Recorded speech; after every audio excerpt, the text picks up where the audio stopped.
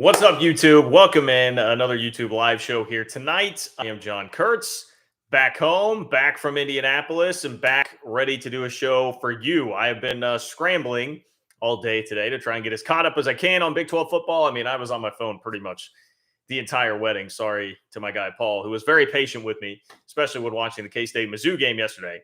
But I've tried to do my best to read recaps, watch God bless whoever puts the YouTube cut-ups out there on the internet, like 10 to 20-minute little cut-ups of games to watch. But feel like I'm pretty caught up. We also got a bombshell in the college football world today with Scott Frost being fired at Nebraska after their loss to Georgia Southern. It was Georgia Southern, right? Or Georgia State? I get them mixed up. It was a bad loss for Scott Frost and the Huskers last night, and now he's gone. And literally half the Big 12, both incoming and current Big 12 coaches, have been linked to this Nebraska job already. Like, it's wild. But one in particular, we have a report from CBS Sports that says one in particular does have interest in the Nebraska job, and that is per multiple sources. So we're going to break that down too. Thank you, Ron. I see Ron says Georgia Southern. So we've got all that. We have everything that happened on the field to talk about. Knockdown, drag-out game between Houston and Texas Tech that went down to the wire. We had college kickers times 10 in the Baylor BYU game at the end of that game, which was a wild finish with kickers shanking things left and right until BYU emerges victorious. Now it feels like BYU has a shot here to be last year's Cincinnati and really involve themselves in the college football playoff discussion. I mean, nationally, it was wild, obviously, with App State and Marshall winning at Texas A&M and Notre Dame.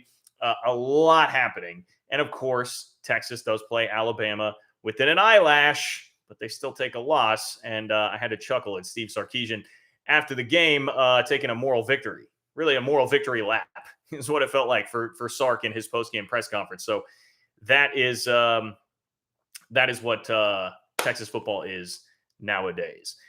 A couple of other things that I also have. I mentioned the coaching thing and everybody that's been linked with the Nebraska job already and what impact that could have in the Big 12, because I do think very worthy discussion. I mean, with all these names being thrown out by Pete Thamel, CBS Sports, The Athletic, I mean, most of these consistently have named at least 3 or 4 current or future Big 12 coaches being linked to this Nebraska job. We also have a little bit of a tag onto the end of what we discussed last time, which was Brett Yormark's comments about going out west. And when he talked to Cincinnati, when he was in Cincinnati for his visit on his tour around the conference, he mentioned he was not shy about mentioning that they still are eyeing expansion out west. And we got a response from good old John Canzano. So the Pac-10, Pac-12, whatever, Pac-12 propaganda machine. I don't know whether to call them the Pac-12 or the Pac-10 at this point. The Pac-12 propaganda machine has released a quote. You got to love these Canzano quotes, man, whether it was George is really kicking you-know-what this week or what it is that we have now, which was basically doing the best to poo-poo Brett Yormark here and make him into some kind of desperate – basically turn it into a move of desperation. That was the Pac-12 propaganda machine's spin here, that Brett Yormark was out here still saying that. So we have a lot of ground to cover, and I can go really any direction here. I am happy to cover any and all of this. But as always, you guys know you can dictate the chat and where we're going tonight. You do so by, obviously, you see everybody in the chat right now. We're already up to almost 200 people in here. So the chat's going to start moving pretty hot and heavy and fast. I will not be able to see very much of it, but to ensure that your question or comment gets to the chat, gets onto the live chat tonight, you can click the $ below the chat box where it says say something. That is how you donate, then get your question or comment in there, guarantees that I read it. It tacks it up at the top for me, cuts through the noise, everything else going on in the chat. And it is how you support the work that I'm doing, bringing you Big 12 content week in, week out here on the channel. So you guys can dictate where we go first. In the meantime, if the rest of you would also like the video, that would really help me out. I would appreciate that. Doesn't cost you a dime. All you have to do is go click like. Totally free. That's another way to support the channel and support what it is that I'm doing, bringing you Big 12 content on a week in, week out basis here. I think I would prefer, and we'll see, if donations come in and you steer me somewhere else, totally fine. I'm going to start with some of the action that actually happened on the field in week 2 before we get to the coaching stuff, even though I know that's probably why some are here, because that has now turned into the in vogue college football story here. And we're definitely going to talk about Matt Campbell and the CBS Sports article. All right. I will just say this. From an overarching standpoint, week 2 of the Big 12, I really feel like it remains very wide open. I don't think I take anything away from what happened this week in the Big 12 and say, all right, I feel like we definitively know who the favorite or favorites are in the Big 12, because really the best performance, the performance of the week, I, I guess we could say Texas. And look, to be fair, let me get to Texas. Let me table that for 1 second. But beyond that, it was BYU, and they're obviously not technically in the conference right now. But if they can make a Cincinnati type run, that's going to be great publicity for the Big 12 once again. If back to back years you can get Cincinnati and then BYU making serious runs and serious threats to the college football playoff, then that's going to be a really good thing for the league. Grandan, thank you for the donation, who says, go where you want. Thank you, Grandan. I will do that indeed. I will go exactly where I want.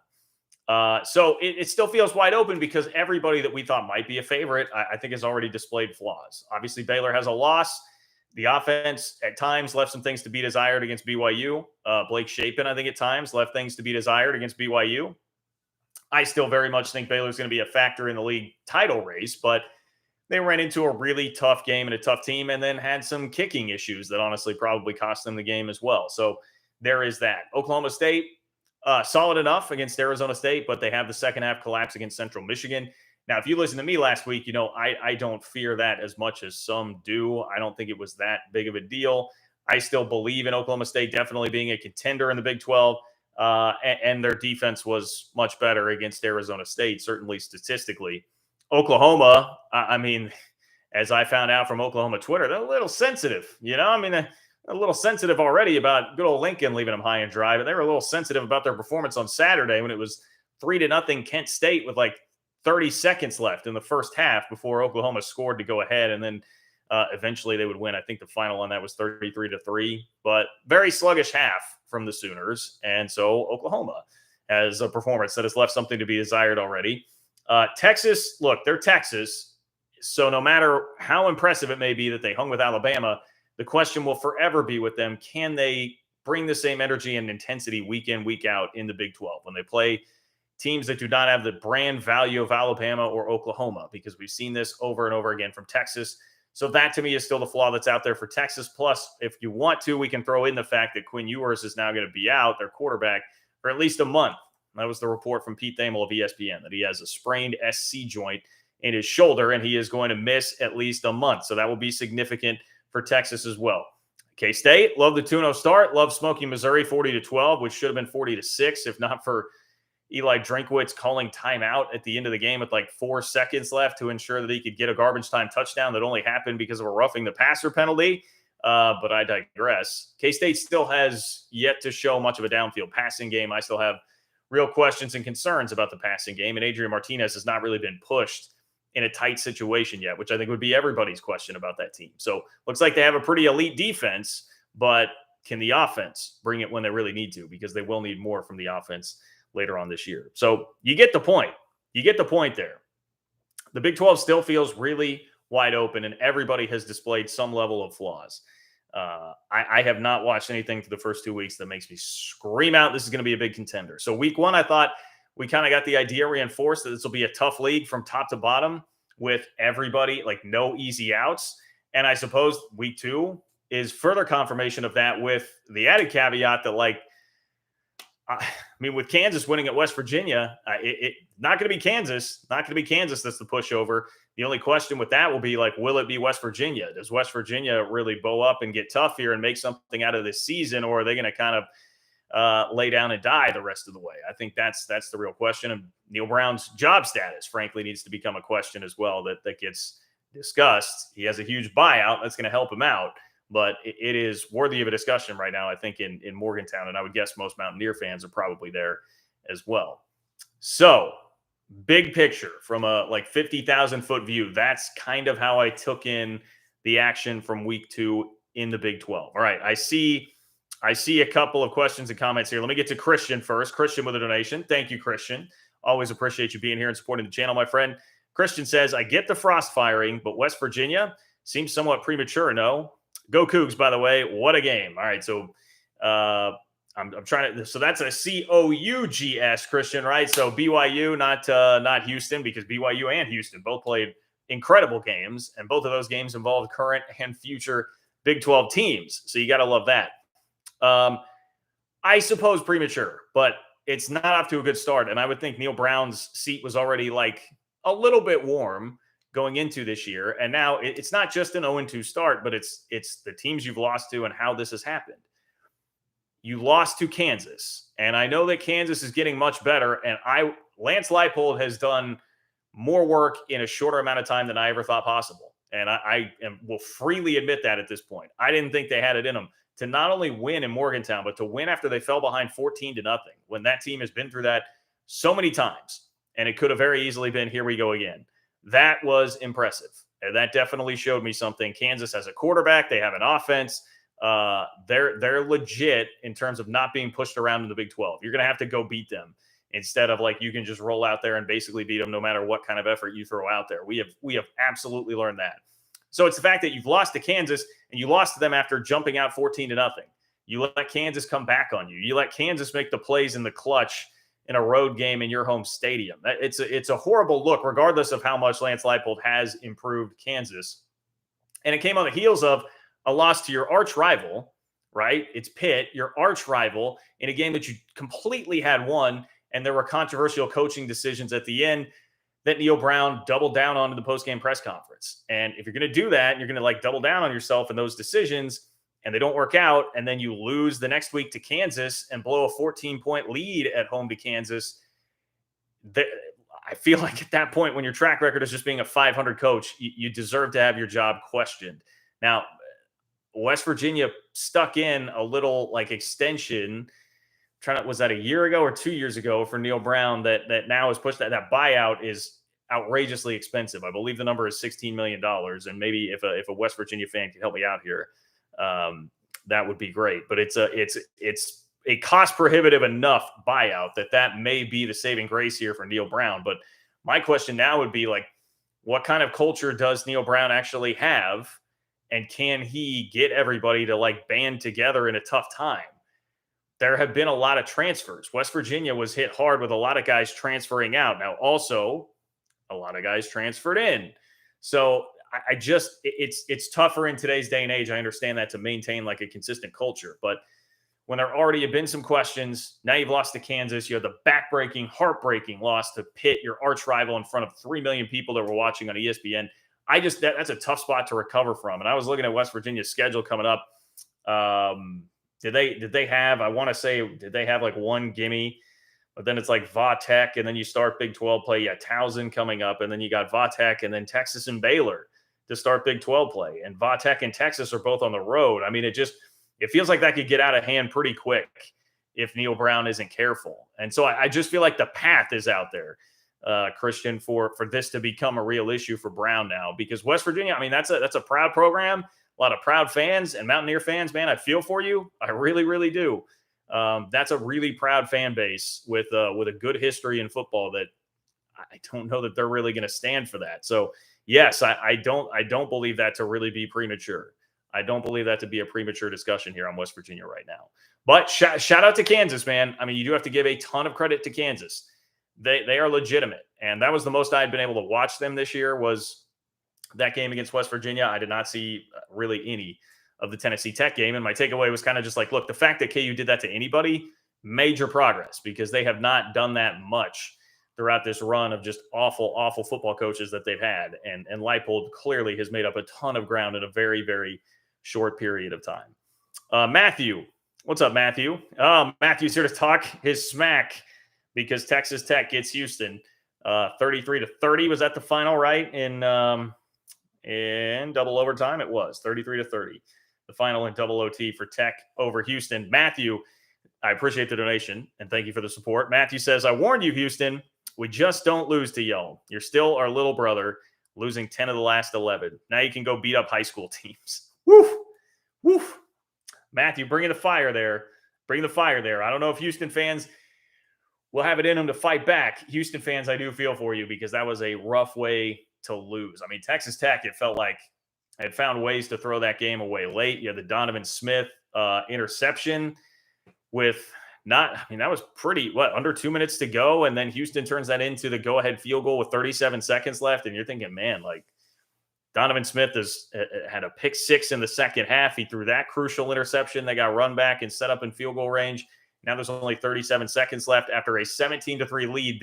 That was the type of loss that could have been really crushing, a very demoralizing loss early in the season for Joey McGuire's squad, especially with NC State on deck. Like, you could see that being a real shift game in the season, like a turning point kind of game in Texas Tech's season. And Tech displayed a hell of a lot of toughness, man, in winning that game. That is what stands out to me.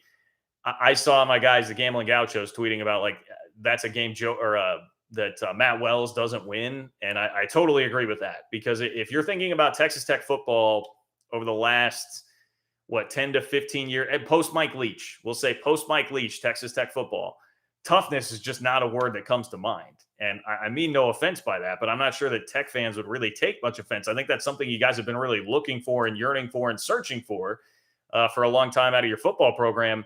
And I think you've got it. I mean, that showed a lot of toughness to win that game and win that game the way that you did after blowing the 17-3 lead. All the issues for Smith, who had 3 picks, was sacked 6 times, and still found a way to throw for 351 yards and win the game with that rushing touchdown that sealed it. So that has to be incredibly encouraging for Texas Tech. You guys already know off the field, Joey McGuire is hitting all the right notes with what he's doing recruiting-wise and how he interacts with the fans and just generates excitement. But now you're seeing on the field, this is a guy that can put together a team with toughness. And that is something, I mean, I think back to like the K-State game last year, which was a turning point moment for K-State's season when it looked like it may go totally off the rails.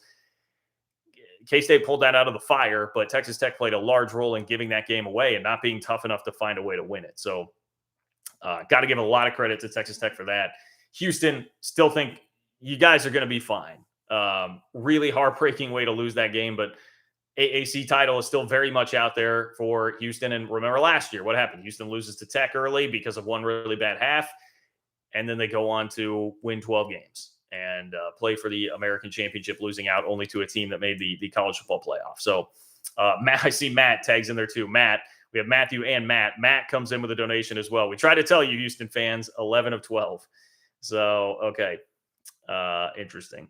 We've got the smack talk. Houston, if you guys want to fire back, more than welcome to. And I'll say this about Tech too. I mean, as impressed as I was by Texas Tech, this did happen last year. Beat Houston, a 12-win Houston team, and only finished 6-6. So, I think a 6-6 or 7-5 finish for Joey McGuire in year one with the way Tech is recruiting and the momentum that the program has would still be a very nice season. But if the goal is to compete higher up in the Big 12 standings than that, last year this did happen, and it still resulted in a 6-6 season. So there's still work left to be done. But hey, go get NC State, man. NC State's very gettable. I'm excited to see Texas Tech go play that game. And I think everybody in the Big 12 should be pulling pretty hard for the Red Raiders there. All right, let's get to some more donations. Revan, I appreciate it. Revan or Ravon, I apologize if I'm mispronouncing it, but appreciate the donation. Very generous. Thank you for being here. Says, don't know if you remember, but I asked you last week if App State could give A&M a game. You said they had a shot. Good on you. Wish I had put some dollars on it. Thank you for reminding me of that. Man, you are the real MVP there for donating specifically to remind me of that, because I had that thought when somebody ran up to me at the wedding and first showed me the score of App State, Texas A&M, because I'll be honest, it was just at that point not really on my radar at all. And I saw it was like third quarter, I think maybe, and tied or just a close game. And I was like, man, I got to ask that. And I was like, yeah, I think App State can really compete there. And I heard some of the logic like, App State's going to be really down on themselves after that crazy loss to North Carolina. And that's like an in-state rivalry, somebody they really want to beat. They're going to run into problems. The Kyle Field. No, man, it's Texas A&M. Like Texas A&M kind of has, they fancy themselves, I suppose, as like baby Texas. They've got the baby Texas vibes going on right now. They just can't get out of their way of being an 8-4-ish team, the best 8-4 team that money can buy. I go back again to the thing I laughed at. I want to say it was a Message Board Genius Twitter, something on Twitter from Message Board Geniuses not that long ago, where it was an A&M fan on the boards getting really mad that somebody called them like the best 8-4 team that money can buy. Year after year, that's what we see. I saw someone put out there like Jimbo has like the number 1, 3, 5, 7, and 5 recruiting classes the last 4 years at Texas A&M. So it's not just this latest recruiting class. They have tons of talent in there, man, and they keep doing this. So yes, I very much remember it. I am very proud of myself. And App State's a program at this point. That is a program. And they've rolled through multiple head coaches that have had a lot of success there. and they continue to win. They're not afraid of going to places like Kyle Field at all. So it made sense to me that they would be right there. So thank you for reminding us all of how smart and intelligent and beautiful I am, Revin. And thank you for donating to do it and being here on the channel. Obviously, some of that tongue in cheek, but very much do appreciate that. Okay, we've got Joe now. Joe says, what's up, Joe? First of all, thank you for the donation. Joe says, another topic, John, the Big 12 schedule of games this coming week or weekend and your thoughts on each one. Wreck 'em. All right, Joe, Texas Tech fan, congrats on your win. Well, let me give you a real quick rundown. I'm going to change it over to week 3 here. I had week 2 pulled up. Tulane, K-State. I mean, as long as K-State is focused, I think they should take care of that. Oklahoma, Nebraska is incredibly interesting now. Much more interesting to me than it was a week ago because of the Scott Frost thing. And now you have an interim coach. I would think for Nebraska's players, like honestly, just having Frost out of there would have to relieve a lot of pressure. Now you don't have to worry about playing for your coach's job every single week, and you can just kind of go out there and play free and loose. You're going to have a new coach next year. The fan base is going to at least be happier now that just they know change is coming. I think that's the advantage, and that's why Nebraska literally, it cost them $7.5 million to go make that move now as opposed to October 1st because of Frost buyout. That's why you do it, so that you can have more of a chance in games like this and just relieve the pressure from everybody. So I actually think that is a much more intriguing game. And again, Oklahoma was pretty sluggish last week, and they're going to be in Lincoln. And you know the fans will show up for that game, for sure. Texas State and Baylor. Baylor shouldn't have a problem. West Virginia should not have a problem with Towson. I certainly hope Neil Brown doesn't.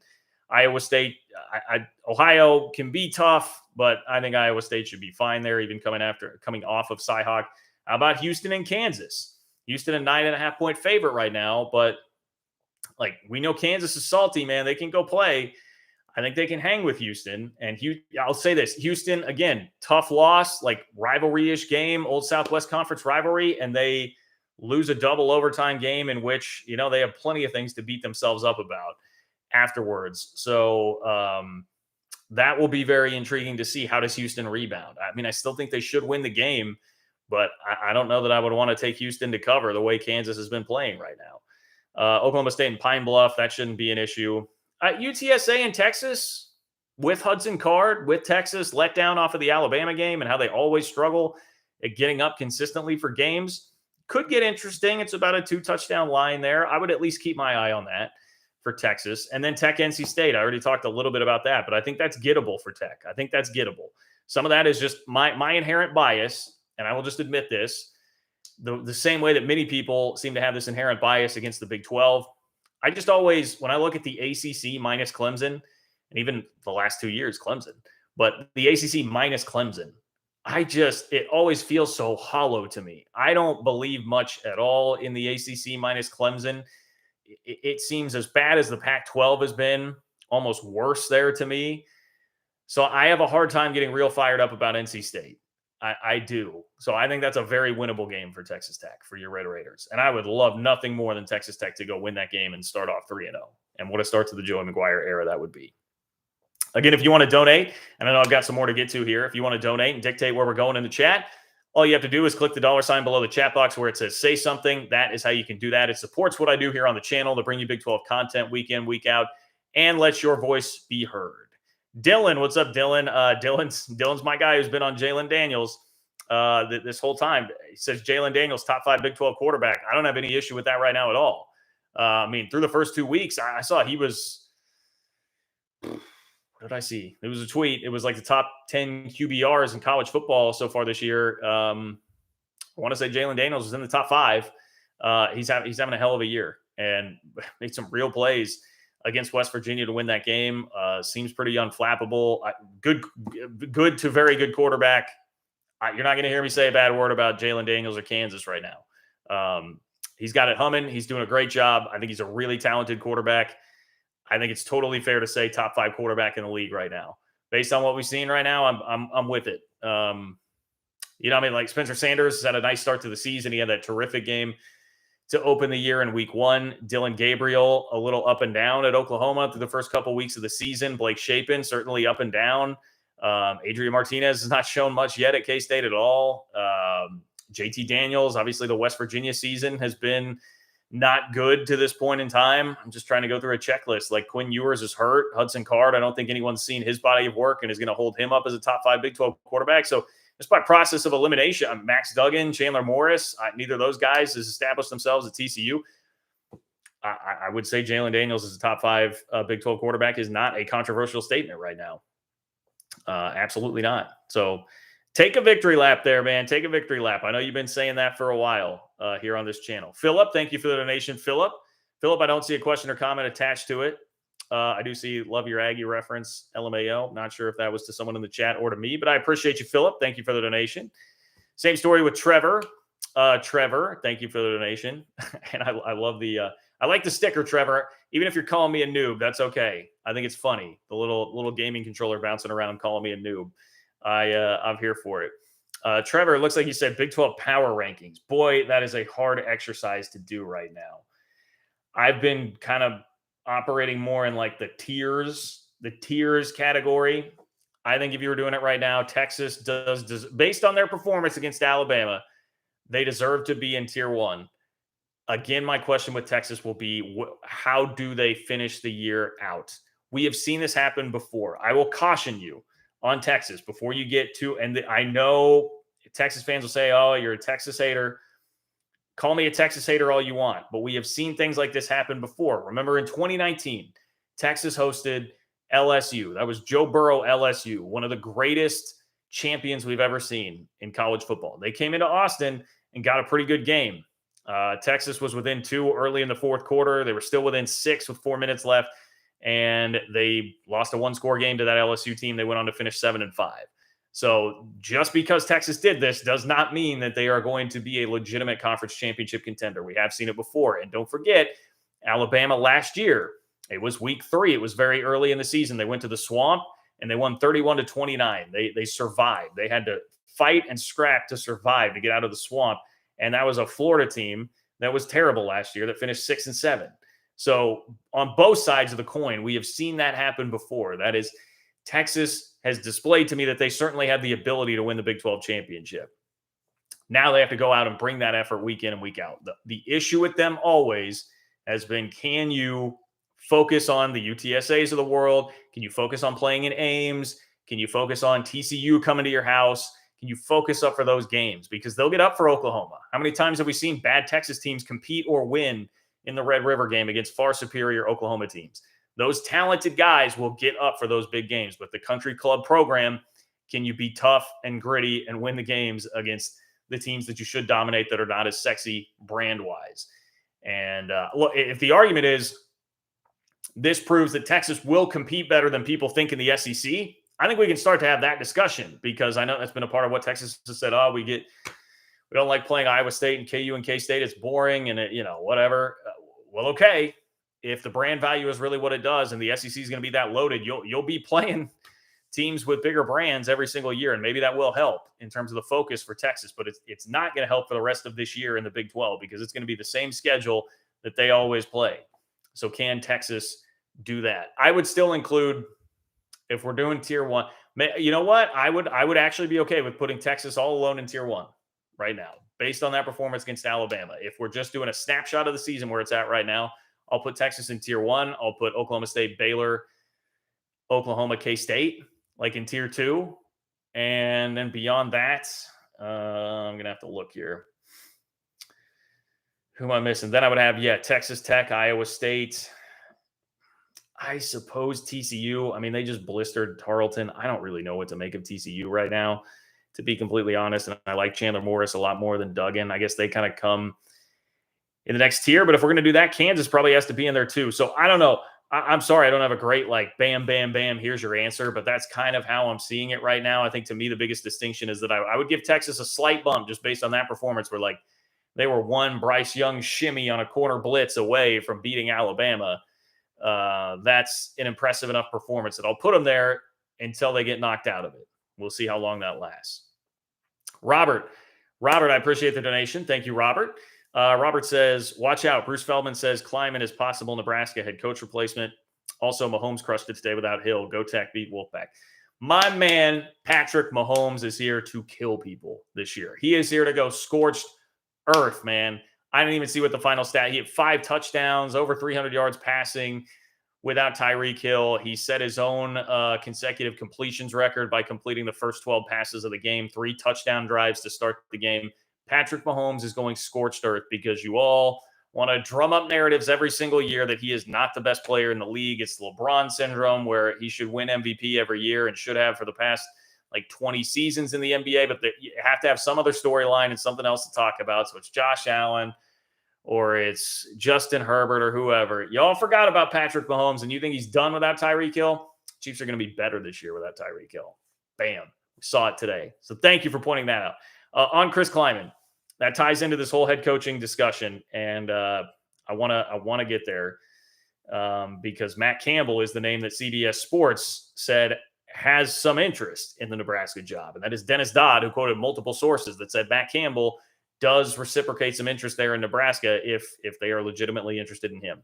Yeah, Chris Kleiman's popped up on a couple of lists, but so it's Lance Leipold, Matt Campbell, Chris Kleiman. You've seen some Luke Fickell. You've seen some Dave Aranda. I feel like I might even be missing one. Let me go check the notes here of coaches that have all been linked there.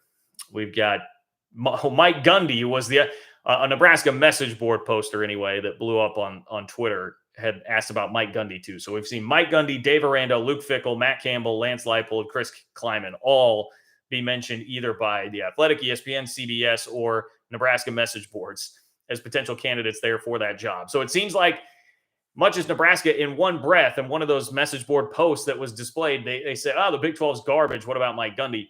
In one breath, oh, the Big 12's garbage. In another breath, we would take half of their coaches.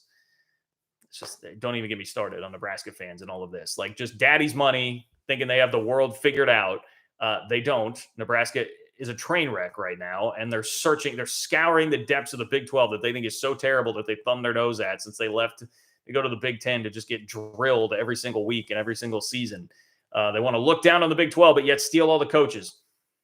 Yes, Chris Kleiman, I did see was on that list. I don't. Here's the thing that really gives me not much worry about this. It's not even so much before I even get into the Chris Kleiman part of it. I don't think Nebraska would take Chris Kleiman. I think their ego will get in the way of Kleiman and Leipold for sure, even if perhaps it shouldn't, and maybe even Matt Campbell. Matt Campbell may have a bright enough star nationally that Nebraska could, I suppose, bring themselves down to that level to hire him as a head coach. But I really think with Leipold and Kleiman, I think Nebraska would generally look at that and be like, I mean, why are we going to do that? We can do better than that.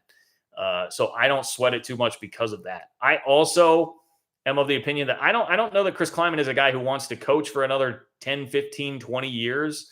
I think it might be a shorter shelf life for him as a head coach, relatively. And I don't, so if he's in that kind of the back nine of his career, I don't know that he's going to want to take a job with that kind of stress and pressure. So I see a lot of obstacles in the way of that happening. And even for Leipold, like, I feel like Leipold's exactly the kind of dude that Nebraska would need. They need somebody. I mean, it's kind of like this whole Texas deal where you get sidetracked by the glitz and the glamour and you want to go hire somebody sexy, or really Kansas for a while. They want to go hire Les Miles. They want to go hire Charlie Weiss, get a big name. But instead, what you really need to do is just get a grinder, get a dude who can really get in there and get his hands dirty and grind and be no nonsense and win games. And I think Leipold would definitely do that at Nebraska, but I think they will thumb their nose at it. We're going to take the Kansas coach. I also think Kansas may be a little fortunate here in that this is happening this year and not next year, because say Leipold rips off 5 wins this year and then next year has Kansas in a bowl. That would be the time where I think it would be kind of consensus. Everybody would look around like, okay, yeah, that would make sense for Nebraska to go do that. I think the timing may work out for Kansas on that point. So yeah, fair enough. And gets us into a really good discussion about the coaches. And I'll read you more about Matt Campbell in just a second. I've got some donations to get to, so it's going to be a little bouncing back and forth because of that. But let's see. Charles says, this for previous posts. I'm not seeing your previous post, Charles, but so I apologize there, Charles, if I'm missing it. I'm not seeing what it is that you wanted me to read there, but thank you for your support of the channel. And again, I apologize if I'm just missing there. Matt, thank you for the donation. Matt says, John is a Tech fan. I'm all in on the new Big 12. BYU environment looked incredible. We have nothing to be worried about with the future of the conference. BYU environment did look great. And everything I heard from Baylor fans is that they were treated really well. I heard about the BYU band, like playing the Baylor fight song. I mentioned before going into that game, there's a lot of camaraderie that's built up, I think, between those two schools because of the welcome that BYU got last year when they went to Waco. So none of that surprises me. Yeah, BYU, I think, will have a chance to make a really nice run this year. Go beat Oregon. Go beat Oregon. And we can really start having some fun with BYU. Would love to see that, obviously, for a number of reasons. As you guys know, with the Pac-12 side of all of this coming into play here also. I would still say I'm always just going to be a little bit worried because the winds of conference realignment can change so quickly. And if you're not, I would just say if you're not the SEC or the Big Ten, you kind of always have to be on watch. You kind of always have to be on high alert. There could always be an issue lurking around the corner. So I will still have a little bit of that in me. But yes, I think the future is generally bright. Philip, thank you for the donation, Philip. I appreciate it, my friend. Philip says San Jose State to the Big 12 for $12 million a year, and then the Big 12 will be on the West Coast and the Bay Area. Well, I will say, Philip, I would enjoy the trips to San Jose. I've been to San Jose, and I enjoyed it a lot. But I think San Diego State, if the Big 12 were going to make a move like that, San Diego State is certainly way higher up in the pecking order. It wouldn't be getting into the Bay Area, but you're getting into SoCal a little bit. And it's kind of that idea with a program that just, no offense to San Jose State at all, but a program that competitively would bring you a lot more. Kadu, what's up, Kadu? Thank you for the donation, Kadu. Kadu says, without lights and glamour, Texas plays down up to their competition. Nailed it. And that is the point that I was making there on that. Texas, we see this a lot. I think their performance would indicate to me that the talent level, to talk about the talent level at Texas being higher than it has been the last few years is definitely true. Like, that's definitely there. Because even a motivated Texas team, like last year's Texas team, some of these sub 500 Texas teams, 3 of the last 7 that have been sub 500 teams, even if they were playing as motivated as possible, I don't think they hang the way that they did and put a scare into Alabama the way that they did. This proves that, like, they've really got some players, and doing it without Quinn Ewers for most of the game. Like, they've got some dudes. There's no doubt about that. But that is never the problem. They always have dudes enough to win the Big 12. They always have dudes better than everybody in the Big 12, sans maybe Oklahoma. They've always been capable of that, but yet they're not capable of following through and being consistent and doing all the things that you need to do on a week in, week out basis to win conference championships. So yes, could not agree more on that point.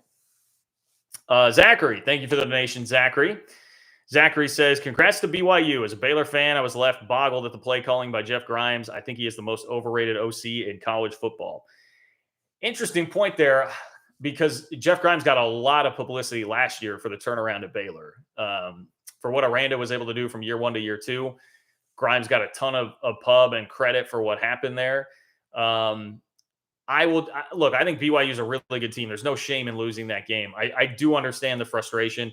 And I will also freely admit to you, I fell asleep. I tried, guys, to stay up. But I was on Eastern time. So, I mean, that game didn't kick until 10:15 Eastern time after a long day of being in a wedding. Like, I was trying to watch some of that, but I faded and then had to go watch a long highlight cut up of it later. So I didn't have a great feel for how all that was going down with the play calling and all that.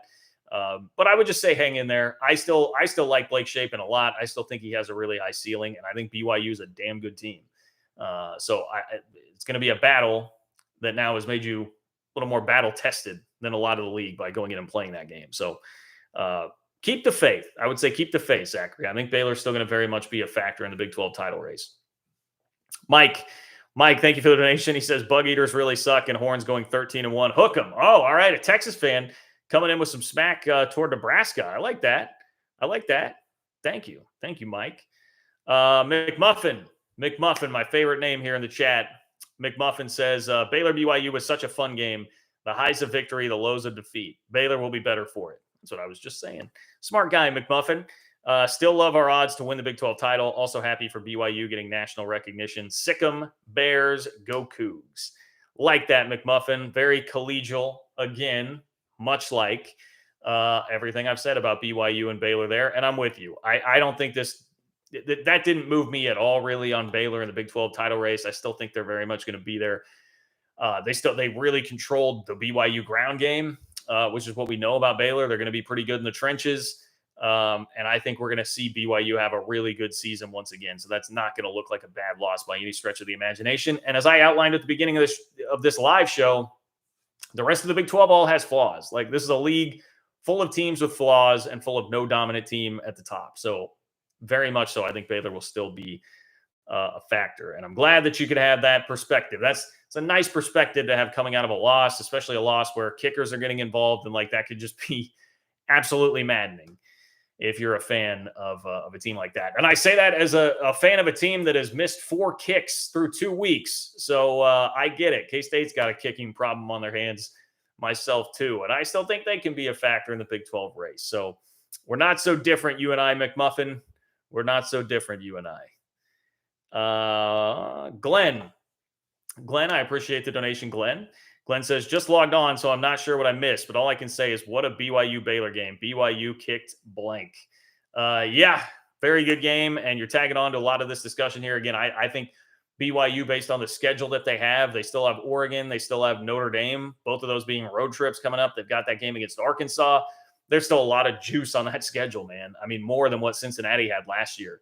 So it's all out there, and BYU now has the attention of the college football world by beating Baylor. You can go back it up with a win at Oregon, even though Oregon took it on the chin already from Georgia. Like, they'll be a factor in that college football playoff race, I think, if they continue to rip off wins. I think there's enough meat on that bone on the schedule. And again, I think Baylor will still be a factor in the Big 12 title. So that's a pretty good synopsis, I would say, Glenn, of where I'm at with all of that. All right, a couple more things here real quick, and then we get to the Matt Campbell report from CBS Sports and Dennis Dodd. Daniel, thank you for the donation, Daniel. Appreciate that. I did not see a message with it, Daniel. So thank you. Thank you, my friend, for being here and for supporting the channel tonight. Jamie, thank you for being here and supporting the channel. Let's see. Jamie says, Big 12 should pass on Colorado. They are frost at everything. If we're using Scott Frost as what would that be? Like an adjective? Using Scott Frost as an adjective? I like that. They are frost at everything. Look to Arizona schools, San Diego State, maybe Utah. Great weekend for the Big 12. Took it to the SEC and Big 10. Boy, Colorado. Speaking of Colorado, they got like 30 balled by Air Force. I think they lost that game by like 31. Wasn't it like 41-10?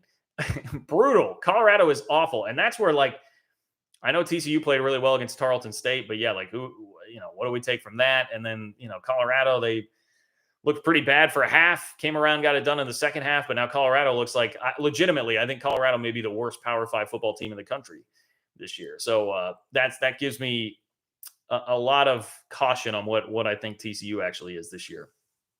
Bud, as always, Bud, thank you for the donation. Bud says, thanks for the work, John. Congrats, K-State. Hoping for everyone's support as we go to NC State Saturday night. LubbockGuesthouse.com. Yes, if you're staying in Lubbock, make sure you go to LubbockGuesthouse.com. Bud's got the hook up there. Bud, tremendous supporter of the channel. Thank you as always, my friend. I'll be supporting Texas Tech in that game. One of the games that I'm looking forward to the most by far in week 2. And again, whenever it's like an ACC, I know we've got the Big 10 SEC, always want to beat them up, but I don't know, especially with how things have gone lately in the ACC and the Pac-12 and being like this kind of standoff with everybody. I really want to take down those teams. And I feel like the ACC is a bit soft. I do feel like the ACC is a bit soft. NC State almost got beaten Greenville at East Carolina to start the year. I think that's a very gettable game for Tech, and I would love nothing more, Bud, than to see your Red Raiders go win. So I am there. Big time.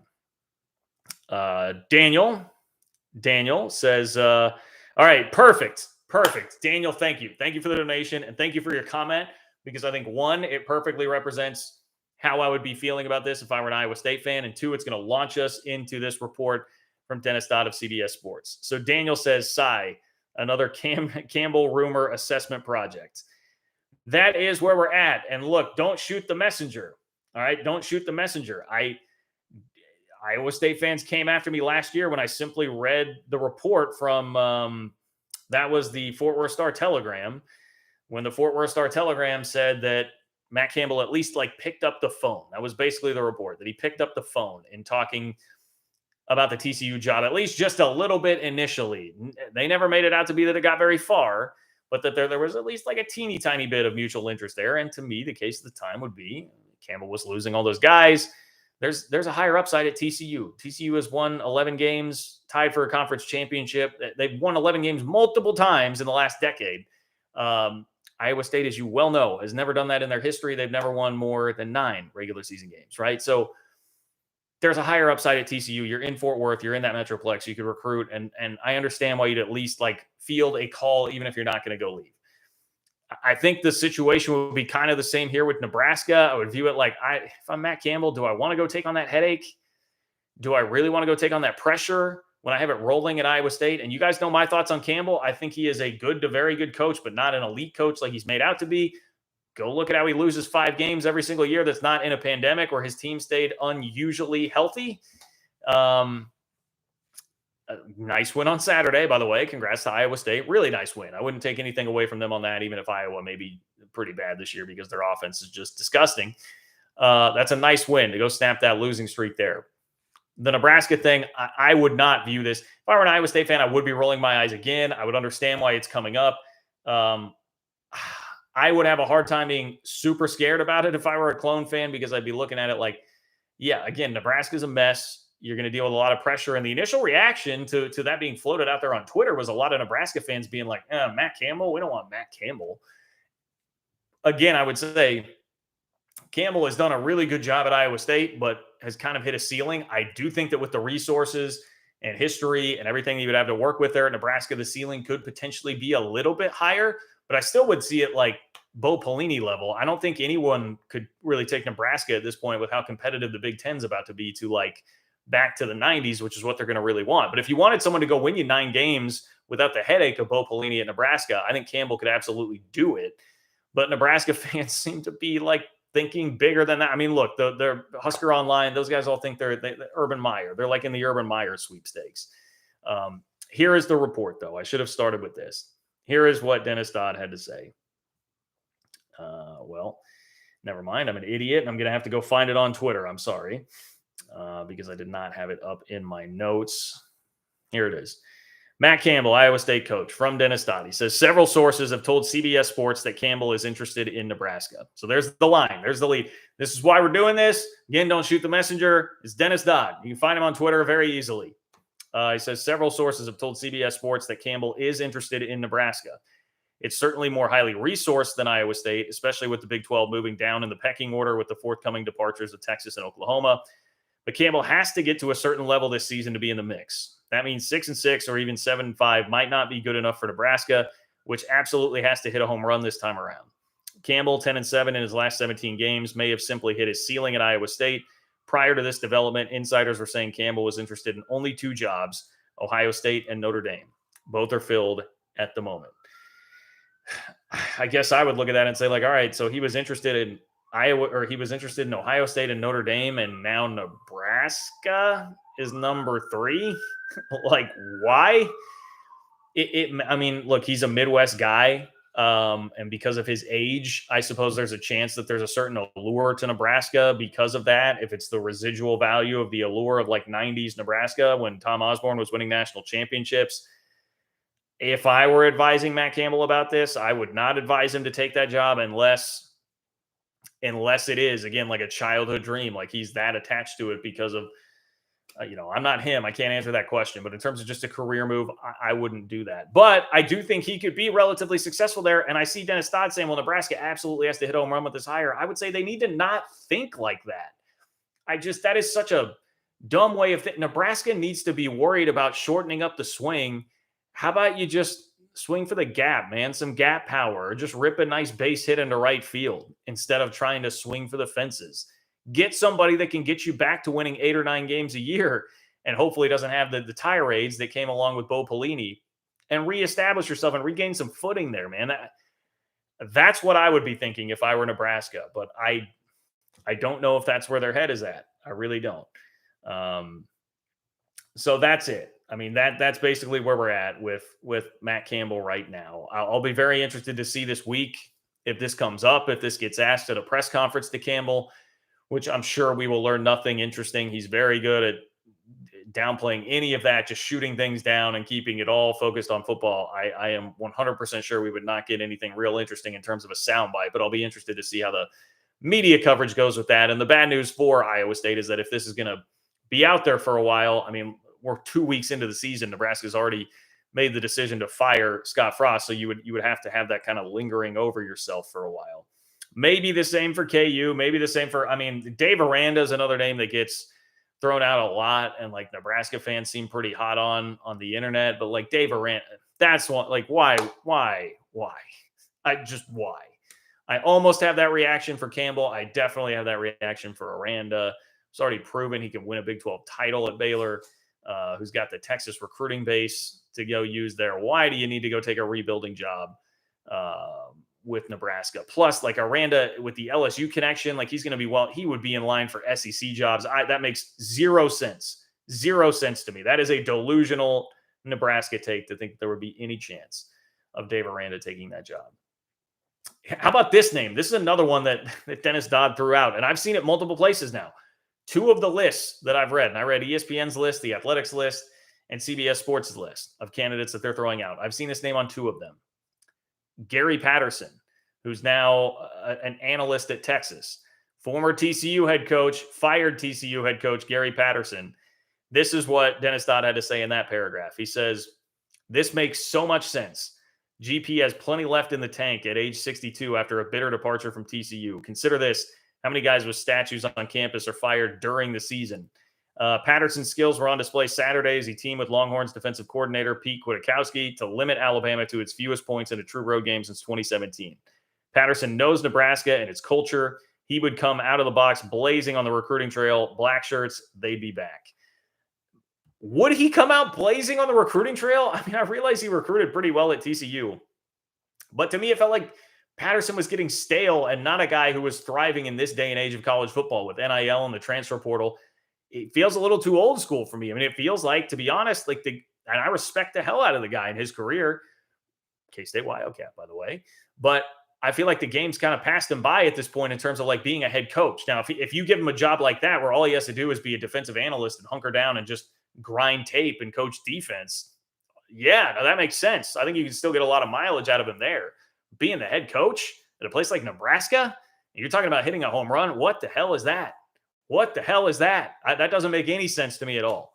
So I don't know. There's a lot. There are a lot of names being thrown around right now for the Nebraska job. And that is going to be one that I think just from an entertainment standpoint for the rest of the year is going to be wildly entertaining and a gold mine of content for most of us throughout the rest of the year to watch, because I think we'll continue to see names and rumors and all that going on throughout the year. So look forward to that. I suppose probably not looking forward to that if you're an Iowa State fan. So I understand, Daniel. But thank you for giving me an opportunity to really cover all of that ground there. All right, I have more donations to get to. Doing that in just a moment. I will remind you, if you want to hop in, I've got about 10 minutes left. 10 minutes or so left here on the show. So get in now if you have not yet and you want to make sure that you get your question or comment in on the chat here tonight. Click the $ below the chat box where it says say something. That is how you do that. I would also appreciate it if you guys could click the like button on this video, totally free, and helps me out with the YouTube algorithm. That would be awesome. If you're watching this taped and not live, you can support the channel by donating on Venmo. It's just John-Kurtz-4 on Venmo. And I've had some people doing that lately and really do appreciate that. I need to start writing down those names and then bringing them here to the live chat to shout you out. I really should do that. Mental note to myself on that. But again, $ below the chat box where it says say something if you'd like to donate and get your voice heard here on the chat. Charles, what's up, Charles?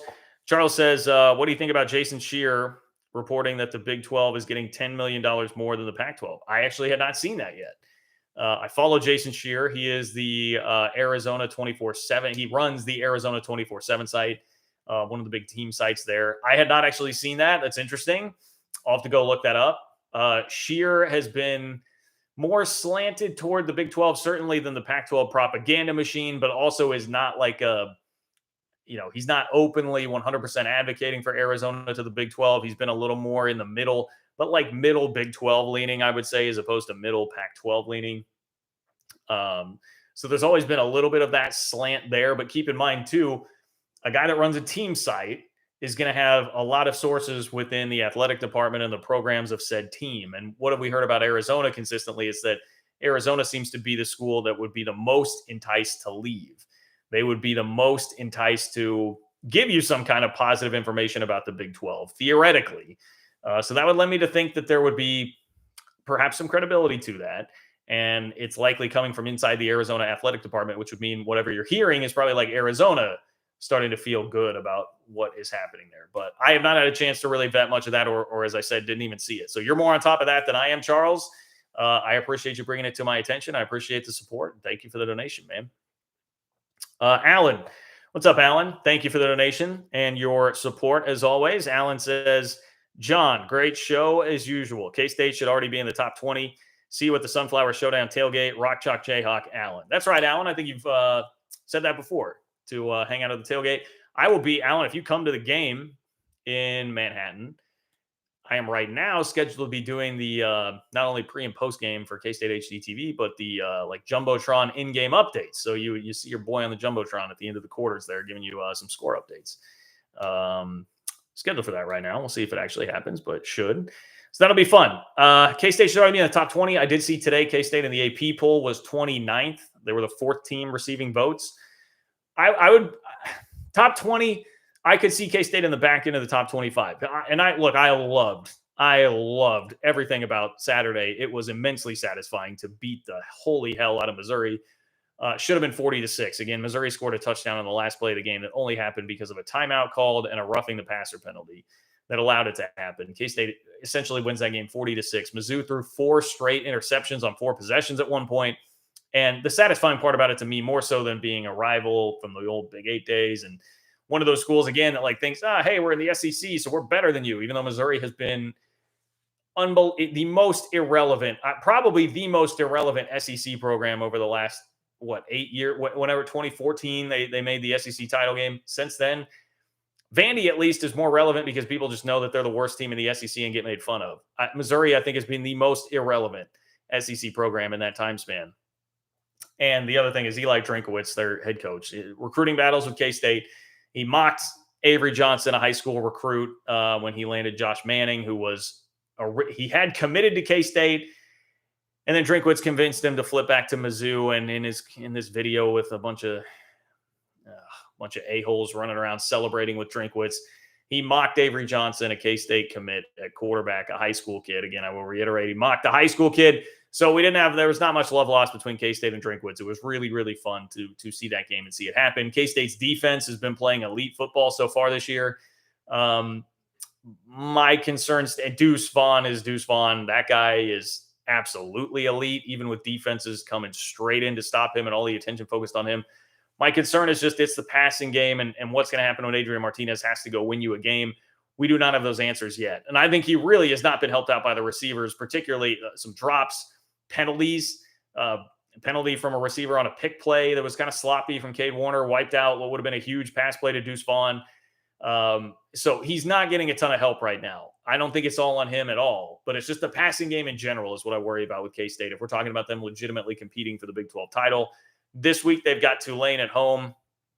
Would think that they should cruise there, hopefully, as long as they're focused. And then it's going to be in Norman in 2 weeks to start Big 12 play. And that's when we will find out an awful lot about what K-State is. So I think K-State is fine. I would have them in the back end of the top 25, maybe 5-6 spots higher than they are right now. But I think I'd be okay with that. And hey, Alan, obviously you should be thrilled with your Jayhawks right now. Thrilled with where they are at. Good morning, USA. What's up, Good Morning, USA? Good Morning, USA. Thank you for the donation. Appreciate you being here. Good Morning, USA says, sorry I'm late to the party. I think the biggest missed expansion story was during Yormark's Cincinnati interview. He said Kevin Warren is a friend and they talk strategy together. What are your thoughts? Yeah, I love that. That had been discussed before. I can't remember if it was right after Yormark was hired, but one of the stories about his hiring had really made note of that like Kevin Warren and he do go back pretty far and are friendly with each other. So I had known that and been aware of it, but saying it again and being like, just reinforcing that idea, like, hey, I'm friends with one of the biggest tastemakers in college football right now. It does not hurt. It does not hurt at all. And the problem with it is, and the caution that I would say that you need to utilize when thinking about that Good Morning USA is the simple fact that like George Kliavkov supposedly has been kind of friendly with with Kevin Warren before, and George Kliavkoff obviously got burned, and Kevin Warren is really out for the Big Ten and the Big Ten only right now. He's trying to do what's best for his league, and he's proven that he'll go backstab whoever's in this alliance with him. So you have to be careful. You have to be careful with Warren because he is there to make power moves for the Big Ten Conference. But no, I don't think it hurts that you're somebody that garners a lot of respect from Warren right now. Maybe he can help maneuver some little things here or there to help out the Big 12's TV contract or whatever it may be. That's a nice card to have to play in your back pocket. So yes, fair point to bring that up. And I will also say I was taken aback by the response to those, headed out west comments, that everybody acted like that was such a surprise. We already know that. We know he said open for business. We know that they would like to expand west. We know the value of being in another time zone. We know all those things. So I was a little surprised that got as much attention as it did, and maybe people should have paid more attention to the other things he said like that. Charles, what's up, Charles? Thank you, Charles, for the donation. Appreciate you. Charles says, Campbell hitting a ceiling is a pretty boring take. Our two deep is better than ever. NFL talent everywhere, and the demise of the Big 12 angle is BS. Same story, different year. All right, so I assume that is partially to me and partially to, I know it was specifically mentioned by Dennis Dodd, where he said Campbell might be hitting his ceiling at Iowa State. Well, boring, I don't know about boring. I think you would just say it's an incorrect take. We'll see. I mean, Iowa State has started 2-0. Usually it's been a slow starting team, right? And that's how Campbell has always paved the way to these 5-loss seasons is by starting out slow and losing games in conference. So off to a good start there. I certainly think Iowa State's a bowl team this year. I would not deny that they're probably deeper overall, but I also wouldn't just gloss over the amount of talent that you lost. I mean, they put a lot of talent in the NFL last year, and you lost all of that, and now you're having to recoup that. That group that you guys laud Brock Purdy as the greatest quarterback in school history, which again, I don't know. I would take Seneca Wallace over Brock Purdy if you asked me to go win a game tomorrow for sure and not think twice about it. But, Brock Purdy, Breece Hall is out there playing for the New York Jets today, although I do think he had a costly fumble. Mike Rose, I know didn't make the Chiefs, but that's like a Big 12 Defensive Player of the Year. I mean, there was a ton of talent on that roster, man, that you just lost last year. And that team went 7-6 last year. So I think it's fair. I think it's a fair take. This would be my response to you, Charles. I think it's a fair take to say, and I believe Dennis Dodd's words were, may have hit the ceiling at Iowa State. I think when you have that team that had just guys littering the All Big 12, preseason All Big 12 list last year, and basically the most decorated roster in the league last season and a ton of pros, and you go 7-6, I think it's fair to question if you've hit your ceiling at Iowa State. I do. I think that's a very fair question to ask. It may not be true, and maybe Campbell breaks through this year and goes 9-3 or something with these guys, and that would definitely change the narrative, even from me, on this. But right now, I think that's a very fair statement because last year, Charles, Charles, level with me. You as an Iowa State fan, was last year not incredibly disappointing? I mean, it seems like Iowa State fans were not that disappointed by last year, which I never really understood. Like last year was like greatest team in school history. Like I felt to me like what 1998 was for K-State when they go 11-1, win the Fiesta Bowl. They're bringing Michael Bishop and this entire roster back. And there's all this hype, all this buildup, and they go undefeated in the regular season, or 2003, K-State's team that won the Big 12 championship, Al Roberson, Darren Sproles. There was all this hype, all this buildup, like these huge watershed moments for the program. You went 7-6. I don't know. I get that you're an Iowa State fan. You want to have the optimism. Nice win over Iowa last week. But I think it's a perfectly fair question to ask if Matt Campbell has hit his ceiling at Iowa State. And Nebraska, say what you will about it's a total mess right now. And because of that, I don't know that you'd want to take that job again. I would advise Campbell not to take that job. But if we look through the annals of history and if we look at where the game is going with how much more money and resources Nebraska is going to have compared to Iowa State and everybody else in the Big 12, it's hard to argue that the ceiling is as high in Ames as it would be in Lincoln. If we're talking about ultimate ceiling, it's higher in Lincoln. I mean, that is a reality. I just think you got to wade through a lot of crap to get there, and I don't know that you would want to do that. Grandan, thank you for the donation, Grandan.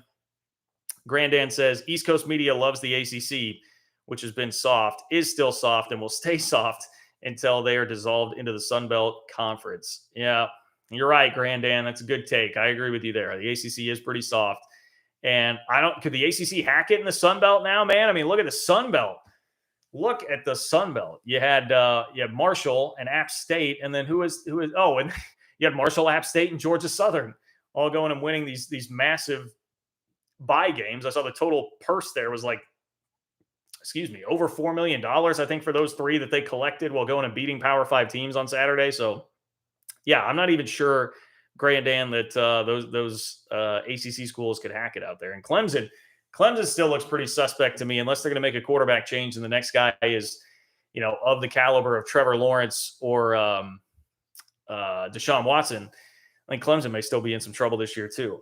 Vanity Rose, thank you, Vanity Rose, for the donation and the support. As always, appreciate it.